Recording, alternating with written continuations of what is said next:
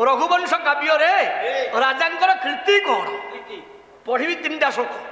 खाली शुण आए तुम रघुंकर कीर्ति कह श्रीहर्षण श्लोक पढ़ तेरे तो बही आड़े न खंजा खंजी कर कौन मु रघुवंश करुच्छी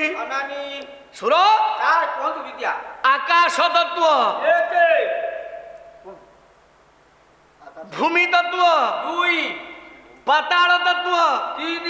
आकाश भूमि पाताल 6 प्राक प्रसिद्ध 10 रोषई करवा नलंक ठारू बापा सुपकार संसार कहीं ना ठीक ना नहीं नलंक ठारू आरंभ होती कौन राम खेचड़ी जो करुचे आजिकल मिसई चाउल डाली पनीपरिया सब पड़ो स्वाद किए भाई जहाँ कहे राम खेचड़ी ताकू शिखेले राजा नल पृथ्वी राग सब पड़ रोषई ता स्वाद कही देवे रोषई सुपकार भाव ख्याति अर्जन करथिले 10 कृषि त्रय 3 प्रकार कृषि विद्या जानी थिले वास्तु विद्या 14 है बढ़िया बैगर तो लगी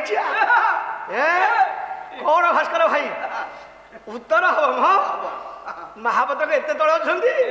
ये खसिकी जाऊँ आसुना आम पाखक आसले तो खोज पकईदबा शुण कौन कहली गला जाए 18 ये गला 14 32 विद्या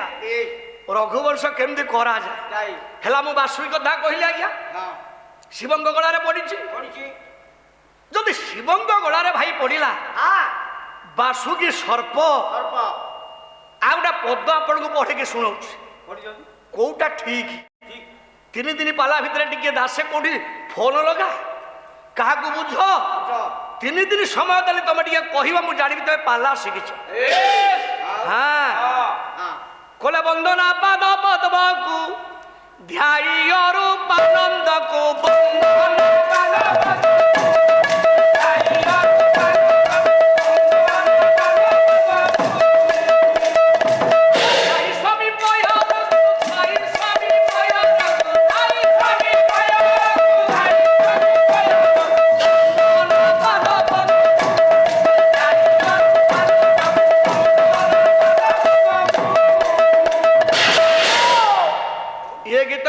भाई कॉलेज मानक लेक्चर मानक मुंड काम करूनी शब्द भीमहीकर गीत अर्थ करवा पाऊना तोड़ धाड़े लिखाई कौन से पद नख गणे सुरासुरी माल माल छंदी पुरी अनंत बासुकी सिरे बहिछ मकरंद को मुंड गोल करदेवी बाड़े की अंटा घा करदेवी मुझे जो लोक पाला ठीक रे कर कौन पचारुच पचार जदि उत्तर नहला बाबू मैंने जानवे जे गगर माह तो किसी जानी अजता कथा कहीं समय नौच जदि भगवान शंकर गलारे रहिले भाई बासुकी ये जो उल्लेख कहले परम ब्रह्मंकर शिरर छंदी अनंत बासुकी ताले भगवान को शिरर केते दिन रहंती अनंत बासुकी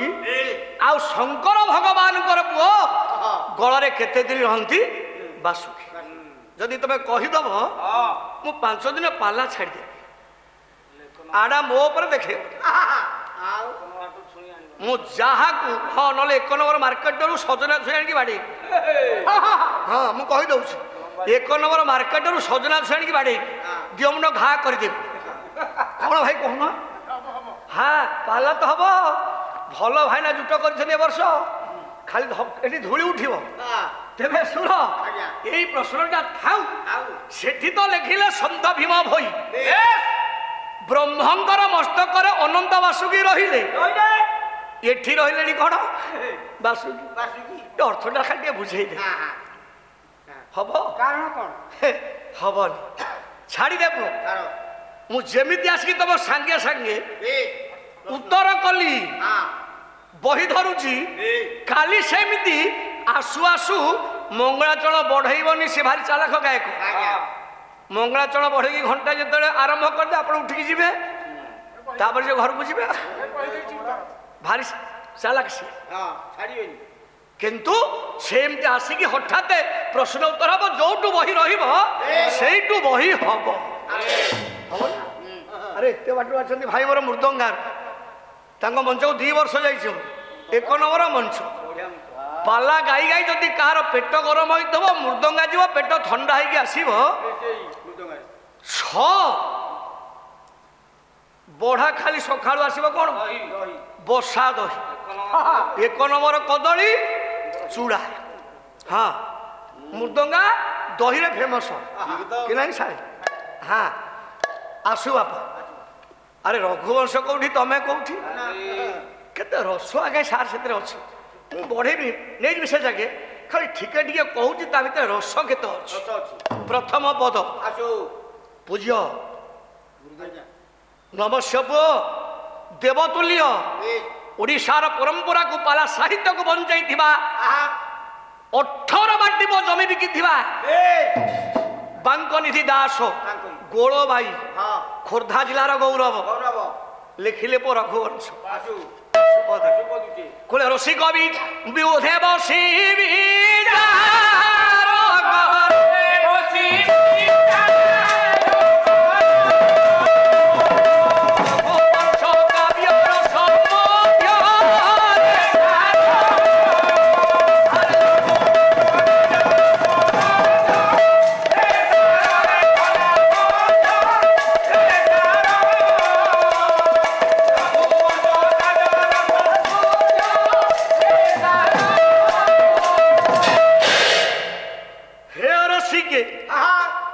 रसिक क्या कहवा जे रसिक रसिक 2 प्रकार अच्छा 2 प्रकार केमिति आज्ञा बजार दले रसिक अच्छा पछपटे खंडिया पानिया खंडे थी ठीक देखु झील दले जाऊे कड़े बजार की स्कूल कॉलेज पकेट रु खंडिया पानिया आड़े चलो मुंड कुंडा ये प्रकार रसिक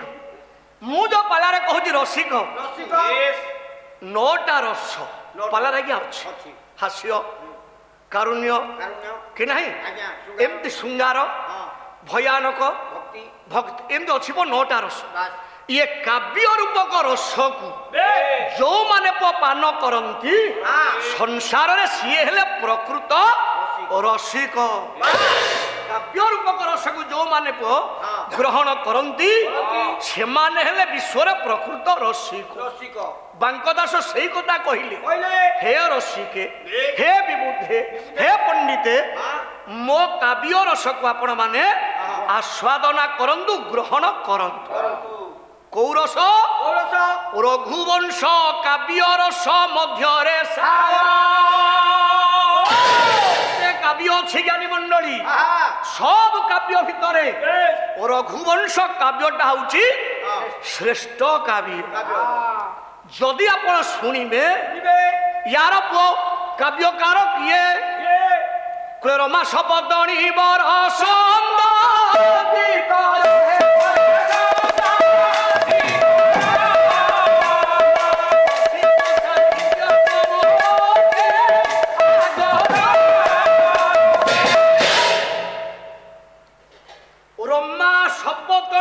संतति कर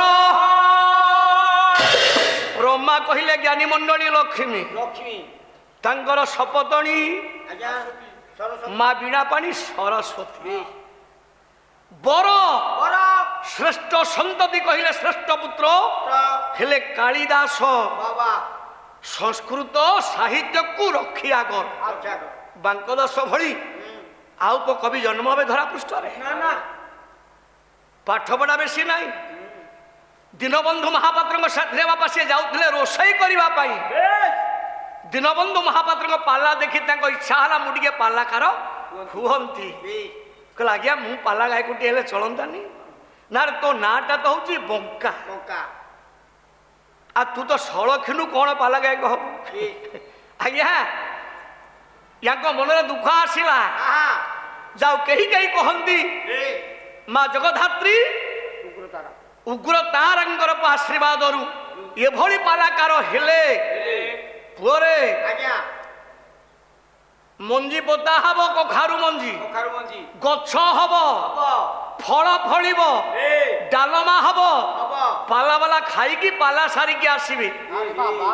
ଏତିକି ଦିନ ପାଲା ସହୁଥିଲା ଆଜ୍ଞା ଜିଦିରେ ଆଉ ଗାୟକ ଅଛନ୍ତି ଆଉ ଗାୟକ ନାହାନ୍ତି ଖାଲି ଡେଜିନେସନଟା ଆମର ଅଛି ଯିଏ କାଲିର ଗାୟକ ହଉ ସିଏ ଲେଖୁଛି ସମ୍ରାଟ ରତନ ବାଣୀଭୂଷଣ ବିଶାରଦ ହଁ ନହେଲେ ହବନି ହଁ କଣ କରିବା ଏଥିରେ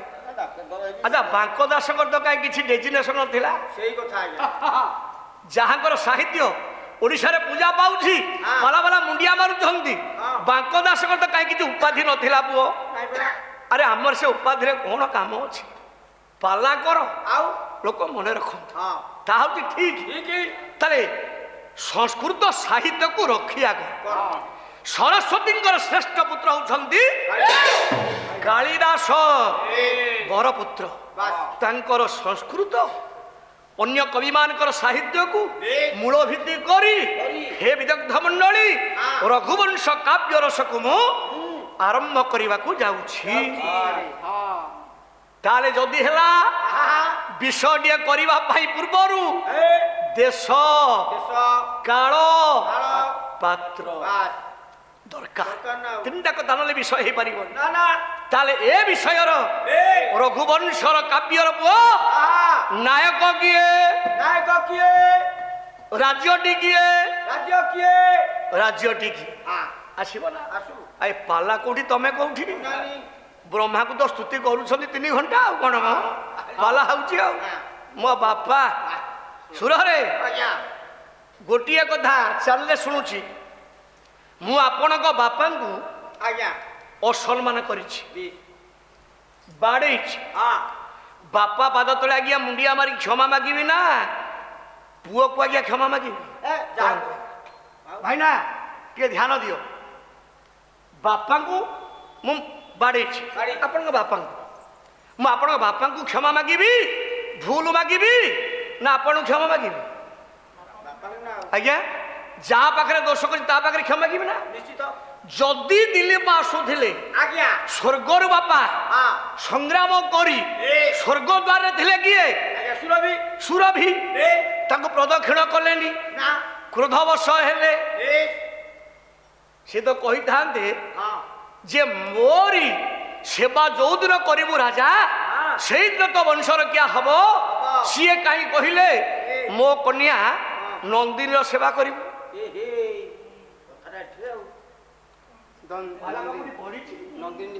ଖାଲି ଘୋଷି ଦେଲେ ପାଲା କାହିଁକି କହିଲେ ପାଲା କେତେ ନୂତନ ତ ଅଛି ଘୋଷିଲେ ପାଲା ନାହିଁ କଣ ପାଇଁ ସେଦିନ ସୁରଭି କହିଲେ ଗୋମାତା ସେବାକୁ ଶ୍ରେଷ୍ଠ ସ୍ଥାନ ଦେଲେ କାହିଁ କହିଥାନ୍ତେ ବଶିଷ୍ଠଙ୍କ ପାଦ ତଳେ ଯାଇକି ଶରଣ ପଶ ବଶିଷ୍ଠ ବାଟ ବତେଇବେ ଏକଥା କାହିଁ ହେଲା ୟା ଭିତରେ ବହୁତ ତତ୍ଵ ଅଛି ସେଇ ଜାଗା ଯିବା କେମିତି ରଘୁବଂଶ କାବ୍ୟ ହୁଏ ଟିକେ ଗୋସେଇକି ଆଜି ଚିହ୍ନେଇବା ନା ଆସୁ ହଁ ଭାଇ ଘର କୋଉଠି ନୟାଗଡ଼ ଆମ ଲୋକ ତମେ ତାଙ୍କ ବୋଲେ ପଡ଼ି କାଟିବନି କିଛି ଏଟା ଯେମିତି ବୁଲିବ ଘିରି ଘିରି ହଁ ବୁଲିଲେ ଓଡ଼ିଶା ଜାଣୁ ସନାତନ ଦାସ କେତେ ରଘୁବଂଶ କଣ କେମିତି କରୁଛନ୍ତି ଗଗନ ମହାପାତ୍ର ରଘୁବଂଶ କେତେ ବାଟ ଶିଖିଛୁ ଜାଣିବ ନା ଏଟା ତ ହାଇଲାଇଟ୍ ହବ ଠିକ ତାଙ୍କ ବୋଲେ ପଡ଼ିବ ନିଶ୍ଚୟ ତମକୁ ଲାଞ୍ଚ ଦେଇଦେବେ 200-400 ହଁ ପଡ଼ିବନି ତାଙ୍କ ଆସୁ କହିଲେ ଶରତ ରେ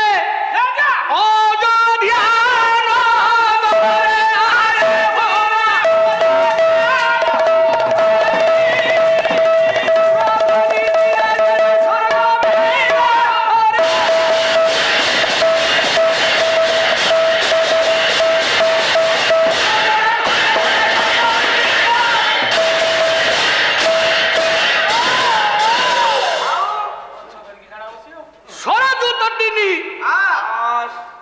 ସରଜୁ ନଦୀ କୂଳରେ ରାଜ୍ୟଟିର ନାମ ହଉଛି ଅଯୋଧ୍ୟା କିନ୍ତୁ ଆମେ ପ୍ରାୟ ପାଲାରେ କହିଦଉଛୁ ଅଯୋଧ୍ୟା ଆଜ୍ଞା ସେତେବେଳକୁ ଅଯୋଧ୍ୟା ହେଇନି ଅଜ ଜନ୍ମ ହେଲେ ନାମ ହେଲା ଅଯୋଧ୍ୟା କି ନାଇଁ କିନ୍ତୁ ଅଯୋଧ୍ୟା ତା ନାଁ ସେଥିରେ ନଥିଲା, ତାର ନାମ ଥିଲା ସାକେତ ନଗର। ଠିକ ସାକେତ, କିନ୍ତୁ ଆମେ କହିଦଉଛୁ ବେଳେ ବେଳେ ଅଯୋଧ୍ୟା। ଯିଏ ସାକେତ ସିଏ ଅଯୋଧ୍ୟା। ଯିଏ ଆଗରେ ଥିଲା ପୁଅ କଣ ଆପଣଙ୍କର ହସ୍ତିନା, ସିଏ ବର୍ତ୍ତମାନ ଦିଲ୍ଲୀ। ଯିଏ ଭୁବନେଶ୍ୱର ଥିଲା ପ୍ୟାରେଡ୍ ଫିଲ୍ଡ, ସିଏ ବର୍ତ୍ତମାନ ଇନ୍ଦିରା ପାର୍କ। ঠিক আছে তেবে ইয়ে সরজু নদী কূলের রাজ্যটির নাম হচ্ছে অযোধ্যা। অযোধ্যা কি ভলিয়া রাজ্য? কি ভলিয়া রাজ্য? হ্যাঁ সুরে স্যার কোনাতি জনে কবিঙ্কর দৃষ্টি পড়িলা সাকেত নগরী উপরে। আজ্ঞা সেগুলো এটা সাকেত নুহ। আর কোন সেটা? ইয়ে কিয়ে না ইয়ে গোটিয়ে চম্পা ফুল। आई चंपा फूल अयोध्या कटक हूँ चंपा फूल गोटे राज्य। चंपा फूल आज्ञा जदि राज्यटा है चंपा फूल, चंपा फूल केते लक्षण अच्छी? कौन लक्षण? चंपा फूल पाखु भ्रमण आसे ना। अच्छा चंपा फूल सुबास अच्छी। हाँ चंपा फूल को नारी माने गभारे लगाती। ये सब से अयोध्या कटक अच्छी केमिति अच्छी? बास कवि कवि सम्राट हाँ उपेन्द्र भण्य केड़े सुंदर पद कही कले जम्बा से रसा जो सासी रे बहे शिव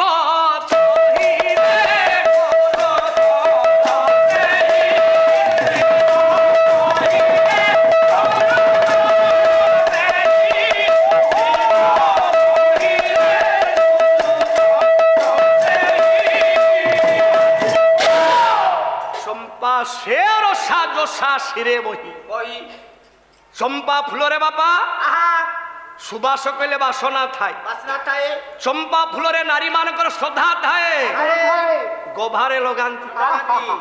जदि साकेत नगर बा अयोध्या नगरी हेला गोटे चंपा फूल याकू किए गभारे लगाई भंज कहले रसा जोसा सिरे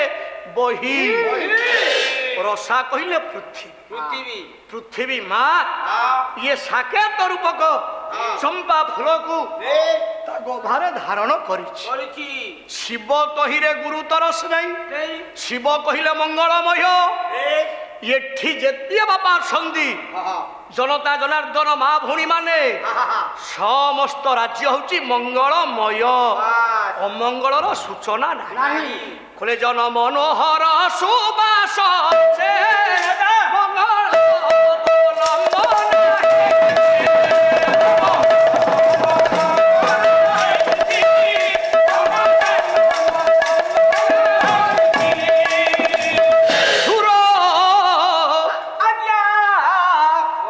कवि कहले कौन कहले जन मनोहर सुबास कहले लोक मानकर मन को मोहित कला भली सुबास कहले बासना बासना अच्छी। जदि ये राज्यटी हेला गोटे चंपा फूल एथिरे सुबास सु कहले उत्तम बास कहले घर एटी जेते घर अच्छे अयोध्या नगरी रे सब देखिबा पई ज्ञानी मंडली उत्तम घर कि भलिया उत्तम घर कहूले दासे कहले बैन्द्र महापात्र जने थिले आज्ञा ज्ञानी गायक ताको देखिछ ना मन शुणिकी कहूच हाय कौन तुम देखी मोट आज्ञा 10 वर्ष से सान बयस दासी मुझे करूँ सी सान हाँ सी तुम मऊसा भाई देखा ठीक आ भाईना से 10 वर्ष मोट सान ना किए सोना भाईना प्रभात बाबू ठार मोटू 10 वर्ष से सान समस्त सान सी आमती कहीं कालिया पड़ जा सुखी जाते एत दिन पाला करुई कथा दिन आज्ञा पड़ा नर्त महापात्र पाखे जड़े कहले कहले आज्ञा ये जो हरिबंधु त्रिपाठी आज्ञा आपंकर बंधु बांधव कौन हे आम तो देखुचु कौन तर सबुदिन पाला तो भारी बागे कहे कहरा पदू बुझीनु সে নীতি মূলিয়া ମୁଁ ଭାଇ ନା କହୁନି କଥାଟା ଗୋଟେ କହୁଛି ସିଏ ତ ଭାରି ଦାନ୍ତ ଚିପିଚିପି କହିବେ କି ନର୍ଦ୍ଦମା ପତ୍ର କରେ ପୁଅ ତୁ ବୁଝିଲୁଣି ସିଏ ନୀତି ମୂଲିଆ ସିଏ ପାଲାଟାକୁ ମୂଳ ଭାବରେ ଗ୍ରହଣ କରିଛନ୍ତି ନୀତି ପାଲା କରିକି ମୂଳ ଲାଗିଲା ଭଳିଆ ହେଲେ 2 ପଇସା ଆଣିଲେ ସିଏ ଚଳିବେ ମୋର ତ 60 ବାଟି ଜମି ମୁଁ ସର୍ବାରକାର ଅଞ୍ଚଳର ମୁଁ କ'ଣ ପଇସା ପାଇଁ ପାଲା କରୁଛି ମୁଁ ଗୋଟେ ସହକରେ ପାଲା କରୁଛି ଶ୍ରଦ୍ଧା ଲାଗିଲା କଳା ପ୍ରତି ଇଏ ଓଡ଼ିଆ ସାହିତ୍ୟକୁ ବଞ୍ଚେଇବା ପାଇଁ ଟିକେ ପ୍ରଚେଷ୍ଟା କରୁଛି ଓହୋ ଏଇ କଥାଟା ତାକୁ କହୁଛ ବୋଧେ ନାଇଁ ତାକୁ କହିବି ନା ତାକୁ କହୁନ ବାଇପାସରେ ଛାଡୁଛ ଆଉ କ'ଣ ଆରେ ଆଉ ନର୍ତ୍ତମା ମହାନ୍ତ୍ରଙ୍କ ଭଳି ଗାୟକ ଜନ୍ମ ହେବେ ସିଏ ହସିବେନି କିନ୍ତୁ ଏମିତି କଥା କହିବେ ଜଗତ ହସିବ ସିଏ ହସିବେନି ସିଏ ଦାନ୍ତ ଚିପି ଚିପିକି କହୁଥିବେ କଥା ଯାହା ପୁଅ ସେମାନେ ହଉଛନ୍ତି ଗାୟକ ନା ଧନ୍ୟ ତାଙ୍କ କୋଟି କୋଟି ମୁଣ୍ଡିଆ ତାଙ୍କ ପାଦ ତଳ ସୁର ତେବେ କିଭଳିଆ ଘର ଗଲେ ଭଞ୍ଜ ଆସିବେ ଆପଣ ମାନଙ୍କର ଗଙ୍ଗାଧର ମିହର ଅଳଙ୍କାରରୁ ଅଳଙ୍କାର କେମିତି କୋଲା ଧବ ଓଳ ପ୍ରାସାଦ ମାନ ସ୍ୱରଣ ଗମ୍ଭା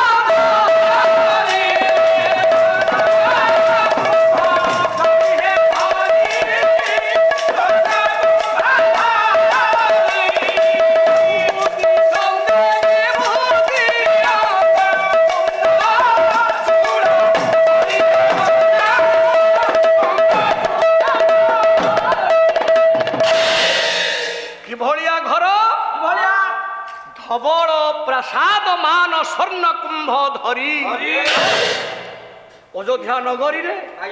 ଜ୍ଞାନୀମଣ୍ଡଳୀ ଯେତେ ଘର ସବୁ ଥିଲା ଦେଖିବା ପାଇଁ ଧବଳ ଇଏ ଧଳା ଘରକୁ ମସ୍ତକରେ ଗୋଟିଏ ଗୋଟିଏ ସୁବର୍ଣ୍ଣର କଳସପ ରହିଛି କିନ୍ତୁ ଗଙ୍ଗାଧର ମେହର କହିଲେ କୋଉ ସଭାକୁ ପାଉଛି ଦିଶନ୍ତି ବିଭୂତି ଅନ୍ନ ଚନ୍ଦ୍ରଚୂଡ଼ ପରି ଚନ୍ଦ୍ରଚୂଡ଼ କହିଲେ ଶଙ୍କର ଭଗବାନ ଅଙ୍ଗରେ ଭସ୍ମ ବିଲୋପନ ହୋଇ ମସ୍ତକରେ ଅର୍ଦ୍ଧଚନ୍ଦ୍ରକୁ ଧାରଣ କରି ଯୋଉ ଶୋଭାବର୍ଦ୍ଧନ ହୁଅନ୍ତି ଆଜି ଅଯୋଧ୍ୟା ନଗରର ପ୍ରାସାଦ ଗୁଡ଼ିକ କୋଠା ଘର ଗୁଡ଼ିକ ସେଇ ତଦ୍ବତ ଶୋଭା ପାଉଛି।